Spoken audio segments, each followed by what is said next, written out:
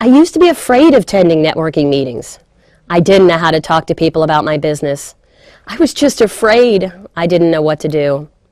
Then my husband came home one night and told me about Toastmasters, how his coworker was raving about the benefits of joining. Reluctantly, I joined a club near my home. It turned out to be a safe place where I could practice impromptu speaking. It was the best thing for me, because those networking meetings, you meet different people from different walks of life. Practicing impromptu speaking every week allowed me to develop confidence in myself. Also, the people are supportive, encouraging, and we do have fun. Thanks to Toastmaster, my business is now thriving. I'm not afraid to walk up to anyone and start a conversation. Hi, welcome back to TV Toastmasters. I'm your host, Bill Hernandez. A little bit about my Toastmasters experience. I belong to two clubs at the Nike campus. One of them is the West Beaverton Toastmasters Club. We meet Tuesdays at noon.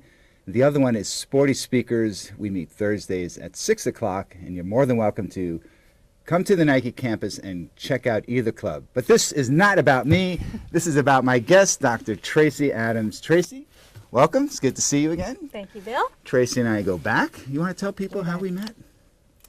We met online. We did. We met online. We actually had a coffee date, and we've become good friends ever since. Yes. See, it can be fruitful going Yes. out there and putting your vulnerabilities out there. I think you can meet a lot of interesting people.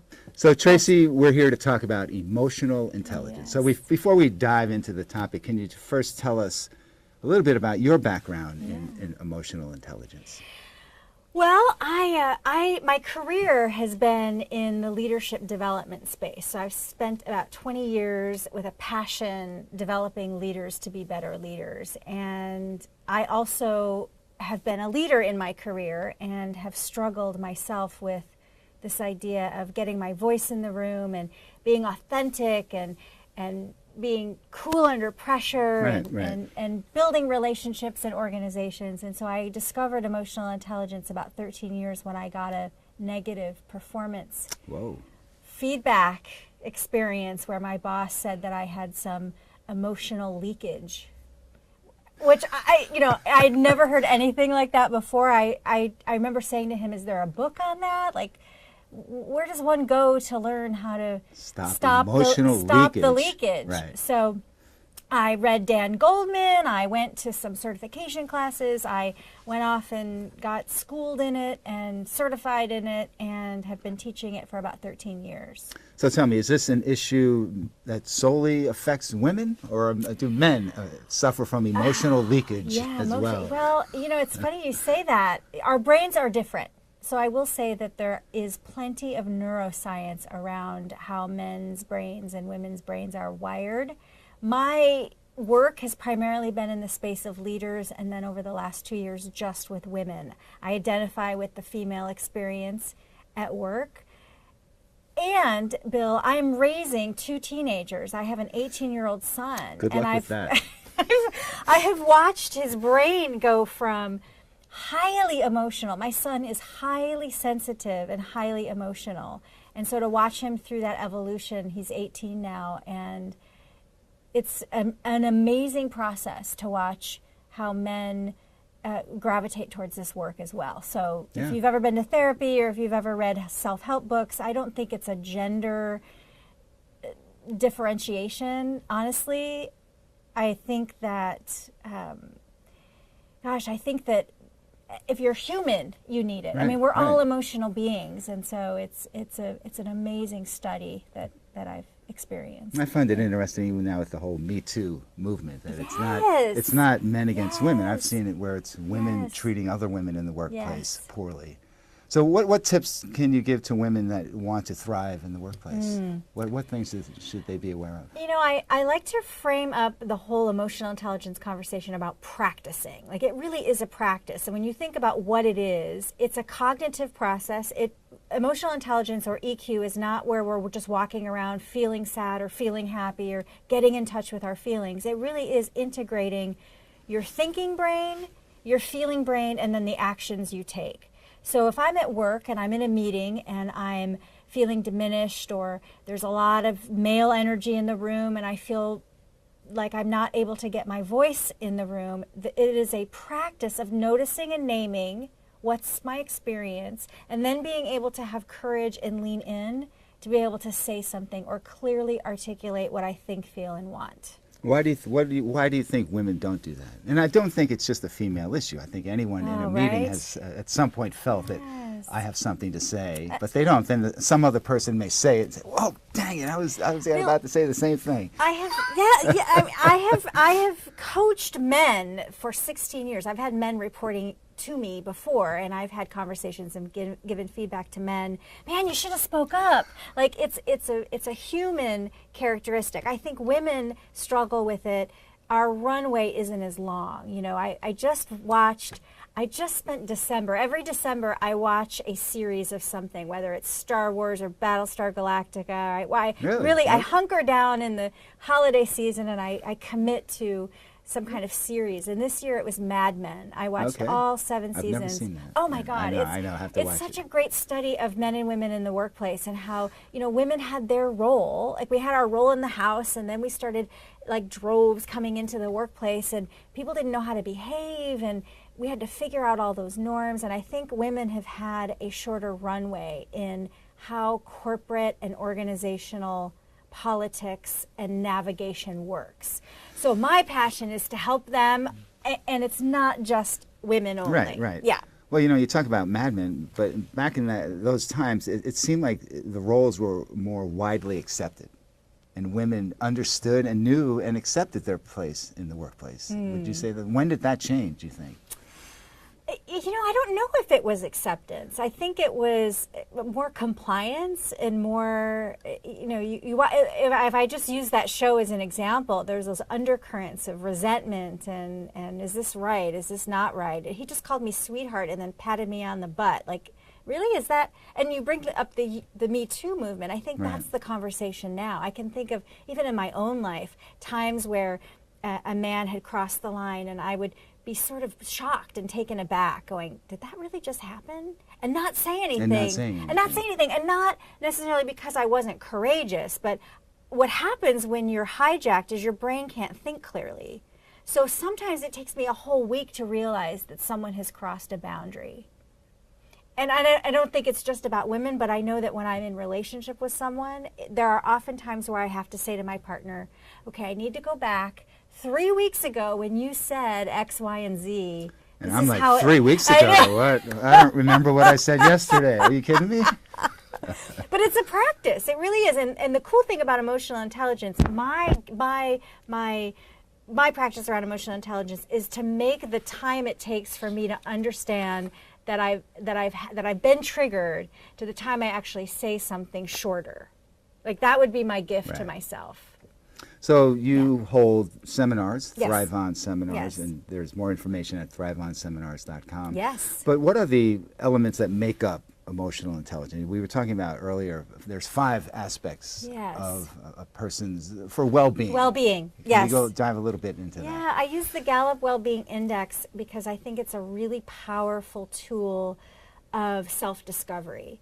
Gallup is known for its polling expertise. It has branched off into positive psychology. So what they study is effective humans rather than dysfunctional humans. And so they've polled millions of people around our planet around these 5 areas of well-being. And I use it as really just a metaphor and an opening for a woman to explore where she might be out of balance. Okay. You've got money, you've got money, career, you've got relationships, community, social, your body, physical. Yeah. Do you think most people just aren't aware that where they need help, or what areas they lack? I honestly think Well, our there's a lot of culture is denial. numb. I do. I think, and I'll just speak from my own experience. I was numb a lot. I tell a story in one of my workshops when I talk about money. I was $28,000 in consumer debt. I had I was a 6-figured earner. I made a lot of money, but I had no idea where it was going. I had retirement accounts everywhere. I spent money like I didn't even know it was in my checkbook. And it wasn't that I wasn't savvy or smart or educated. It was just that I was numb. Like it was the blinders on, and I didn't feel comfortable in the power of money. So a lot of my work is about stepping into that power. Right. Is it almost, I imagine, 5 buckets, you dip from one bucket to kind of satisfy the other bucket. Oh, So if I spend money, I'm going to feel better about myself. Yes. And then you realize, oh wow, I'm off base here with my financial bucket. Oh, yes. You know, I had this realization even recently where I might eat like an entire bag of Toll House cookies and feel really bad about that. And so then I'll just go to my checkbook and organize my checkbook, like some semblance of control, right? And so there's that idea of if my life's out of balance, I might be managing something really well here, but then something else seems to be out of balance. And so my work around EQ is what relationship am I in with the things around me, and how can I move through them so that I make better choices? So as a father with 2 daughters, one's 24, the other one's 21, and they are entering the workplace, and I would like to, what piece of advice do you suggest I give them as they enter the workforce? Yeah. That they can thrive and make sure that their voices are heard. And they don't have emotional leakage, which in my 20s, I was leaking and not self-regulating. I think for any young person in the workplace, we're at a time, it's so interesting, we have 4 different generations in the workplace now. We've got baby boomers retiring, we've got millennials, we've got Gen Xers, and I would say someone coming in, finding the strong players and really being mentored. I just can't tell you how many times when I'm emotionally off, it's been that person at work, that strong adult presence at work that I can go to and say, look, Sue is really on my case and I don't know how to navigate that relationship. What do you recommend? Like that when people thrive in organizations, they're socially networked.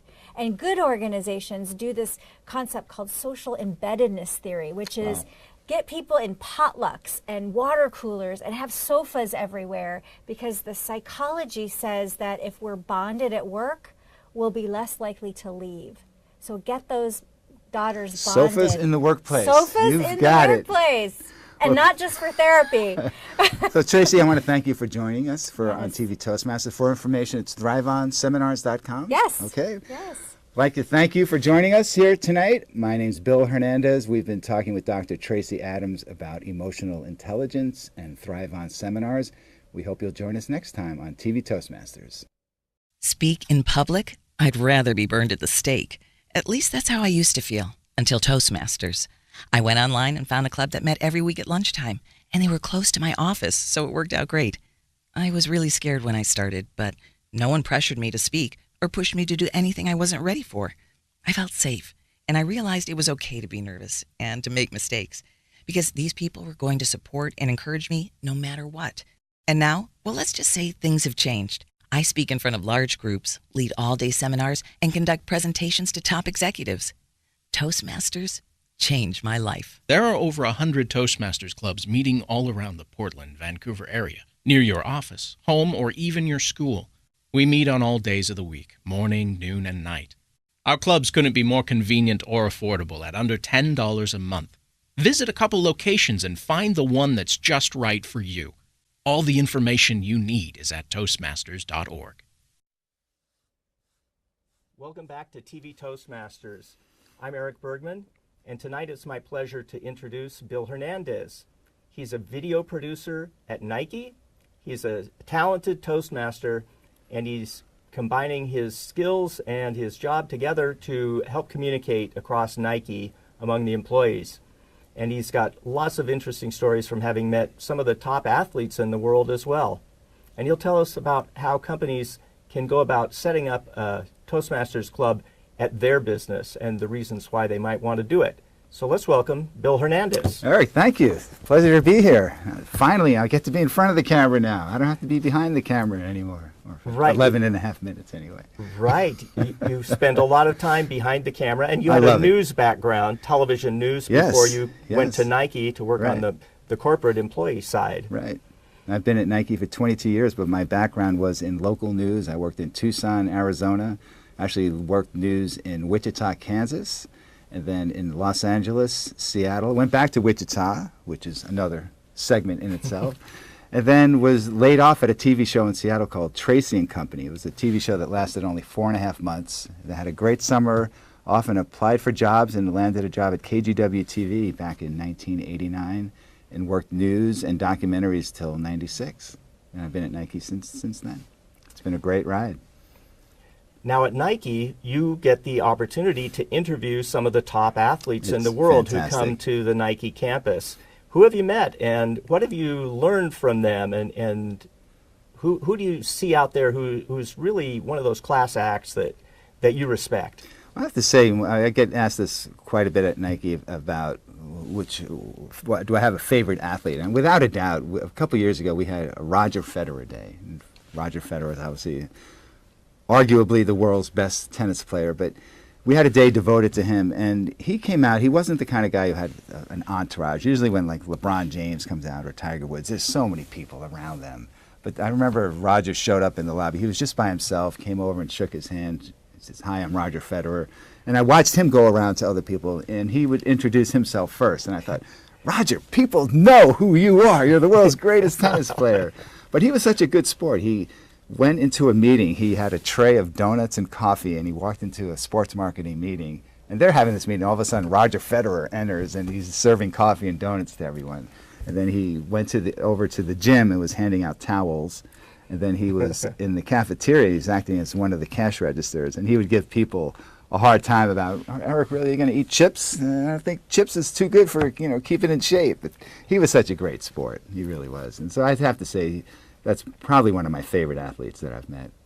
There's been a few that aren't as nice, but we won't really go into that. But like the newer campus, there's athletes, Jerry Rice, Mia Hamm, Ken Griffey Jr., and Pete Sampras. I've filmed those dedications, and you just see a side of a person. Imagine getting a building dedicated in your name, and it's been a great ride, it really has.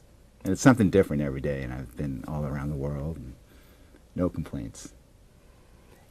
And one thing that you get to do at your workplace Yes. is be a member of 2 different Toastmasters clubs. It's fantastic. Tell us what clubs those are, and how does it work? Sure. How do they operate on the Nike campus? So there's 2 clubs. The one that has been in existence for 30 years, it's West Beaverton Toastmasters. 30 years at the Nike campus.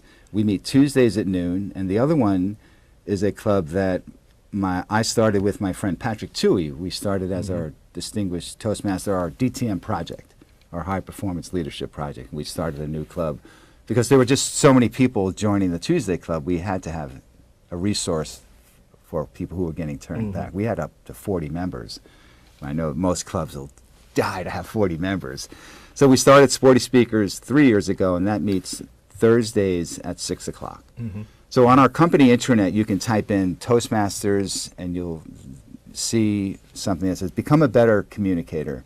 And it's just an opportunity for people at Nike to come check out either club. And we get a great mix. And it's a great way to get outside your own work area to meet other people. And it's an open club, too, which I highly recommend if anyone's thinking about opening or starting a club, to have it all community, because you just meet so many interesting people. It just makes for a much more well-rounded experience. And a community club means you don't have to be a Nike employee to become a member of those clubs that are on the Nike campus. Right. And there are some people, obviously, who come for the Nike attraction. It's a beautiful campus, and they may be trying to network for a job, which is fine, but we don't encourage that. Most people that come are just there for the Toastmasters experience. And how has the Toastmasters experience worked for you? What have you learned from that club atmosphere and the learning that goes on there? And how do you apply that to your work? Well, it's interesting because most of the time I'm in a dark room editing by myself. But the reason I joined Toastmasters is it's one of those things that I've always felt that public speaking is just a great skill to have. And I want to encourage my 2 daughters who are entering the workplace. I hope that they will pursue Toastmasters. Like I said, it's just a great skill to have. And there's so many just wonderful presenters at Nike. But the reason I started was I just heard about it, and I went to an open house. And my very first open house at Nike, I'll never forget, Randy Harvey was the guest speaker. And Randy Harvey, for those of you who don't know, was the world champion of public speaking. And I was there, I just thought, man, I'll get some free pizza and just check it out. And I saw him speak, and I thought, wow, that was unbelievable. I want to have that skill. and it's been great. But the reason why I joined has evolved. But I joined to become a better public speaker. But as you get into it and you learn the program, I love now helping other people.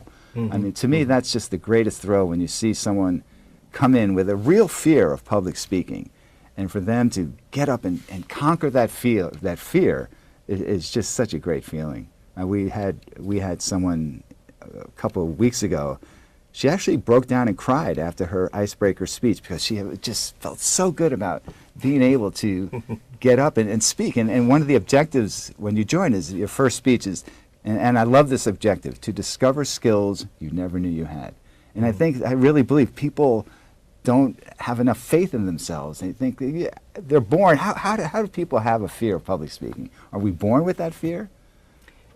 I don't know. Are we, you think? Some people have it thrust upon them. Right. Yes, it is.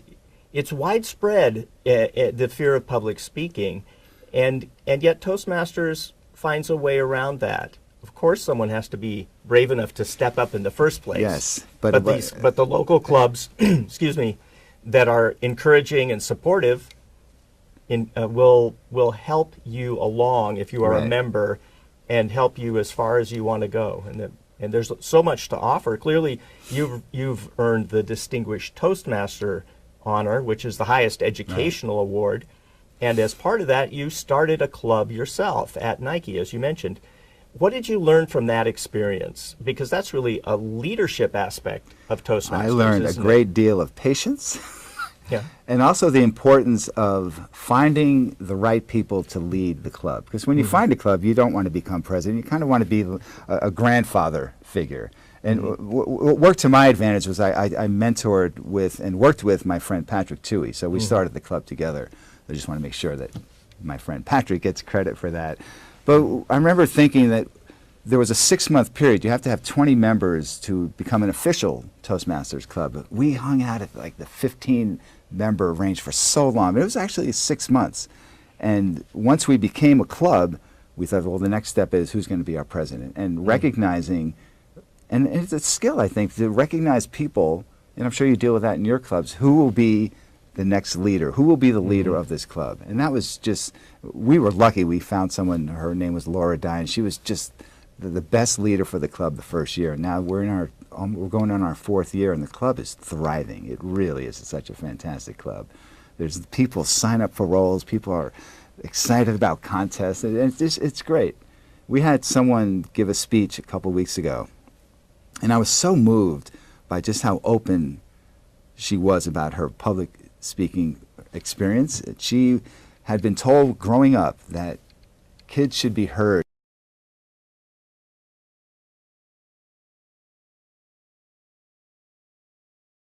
Speak in public? I'd rather be burned at the stake.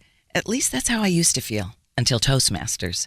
I went online and found a club that met every week at lunchtime, and they were close to my office, so it worked out great. I was really scared when I started, but no one pressured me to speak or pushed me to do anything I wasn't ready for. I felt safe, and I realized it was okay to be nervous and to make mistakes, because these people were going to support and encourage me no matter what. And now, well, let's just say things have changed. I speak in front of large groups, lead all-day seminars, and conduct presentations to top executives. Toastmasters changed my life. There are over 100 Toastmasters clubs meeting all around the Portland, Vancouver area, near your office, home, or even your school. We meet on all days of the week, morning, noon, and night. Our clubs couldn't be more convenient or affordable at under $10 a month. Visit a couple locations and find the one that's just right for you. All the information you need is at Toastmasters.org.